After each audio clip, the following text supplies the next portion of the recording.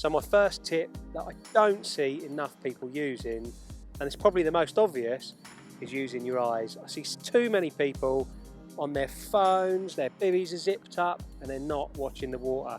And in the spring, it's particularly important to watch the water.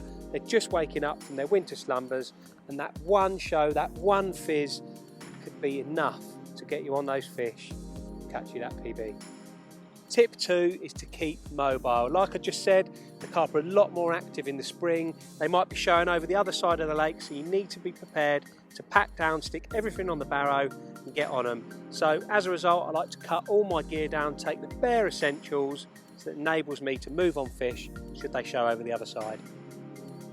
Tip 3 is to start looking in those different spots. By that, I mean those first rays of sun might bring the fish into the shallower water, into the edge.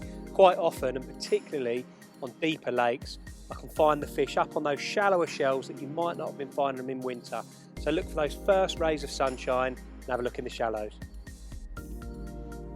Tip 4 is single hook bait fishing. When the carp are active, quite often they'll be showing in different spots on the lake, and a single bright high attract hook bait like a pink or a yellow pop-up might be just enough to nick you a bite when bait is failing. That leads me nicely on to tip 5, which is zig rig fishing.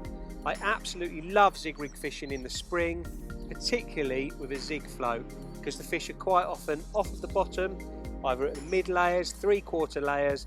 By using a zig float, I can inch it up a foot at a time, exploring all the different layers of the water column.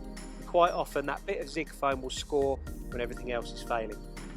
Although those 5 tips were very, very simple, if you implement them this spring, I'm sure they'll put extra fish on the bank.